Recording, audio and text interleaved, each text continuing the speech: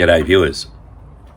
So in the review of the Ukrainian smallswords, somebody asked how sturdy are the blades, how do they stand up against cross-batting with, say, full-size broadswords? Good question, I don't know, but I am going to do something massively unwise and try and find out. So normally when we cross-bout smallsword and broadsword, we are using the smallswords that we've had made out of mostly broken rapier blades. And these work fine, they're sturdy enough, but it is kind of cheating a little bit. It's really more of a spadroony thing than a smallsword. It's obviously a lot heavier and a lot sturdier than your average smallsword. But I did happen to get one spare extra blade with the smallsword order, which I have mounted on some oversized fittings I found in the shed, which allow me to grip it while wearing the necessary hand protection. So this afternoon I'm going to take this off to class and do some cross-sprouting with the broadswords, and then we will see in what state the brand new pristine blade is after all that.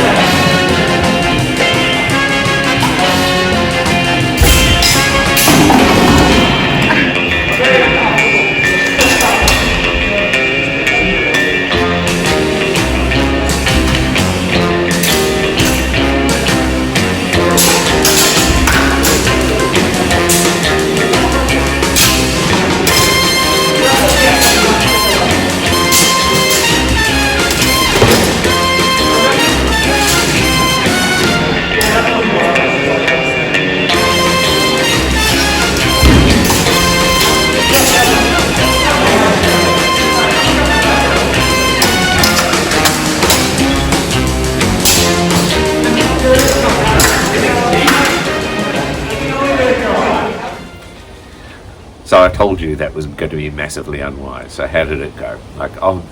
Obviously the broadsword has a massive advantage.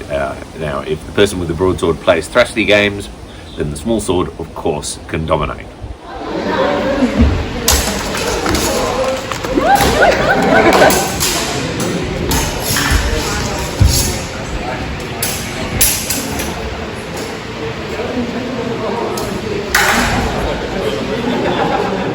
But once they start throwing cuts, then the smallsword is in real trouble, just because it's so difficult to stop them.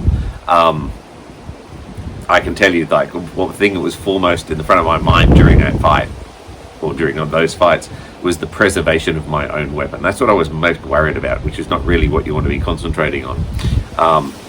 Now, you can form a kind of force ramp parry where you point your sword at the angle of the incoming attack so it slides down and dissipates the force down the blade. The problem with that, as it turns out, is that it directs the sword into the shell of the sword, and as you can see, the shell of this took an absolute hammering. It's completely wonked out of shape, so not in a good way at all. And that wasn't even, particularly hard hits. And so when I look at, say, the shell of my real smallsword and how delicate it is, it's fairly obvious that any of those hits, if I tried to catch it with this, would just smash through that shell and into my hand, and it would not be an effective form of parry at all.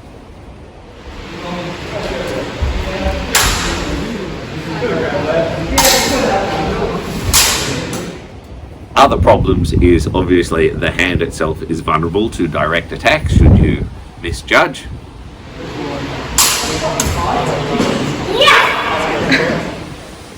And while you can kind of make true cross type English forehand parries, put the point in the air so that they don't strike the foible and catch it on the edge at a sort of 90-degree angle. With your structure is right, you can achieve that with the light blade, but there are vulnerabilities. Obviously, my hand is again in serious trouble should I misjudge that, and this knuckle bow here is again far too delicate. It would not survive a full strike with a broadsword.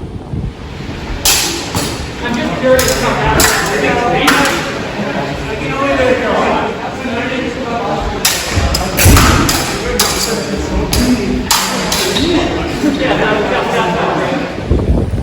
Hope, of course, advises the hanging guard. That actually worked quite well. That was a bit better. But the other problem with it is trying to find a line of offense that doesn't get you in serious trouble is really hard. I was really forced to fight sort of defensively and just try and get ripostes in. And even then, I was really concerned about the blows landing on my blade if I got the parry wrong, or if I stick it out to attack. Of course, the other person can attack my blade.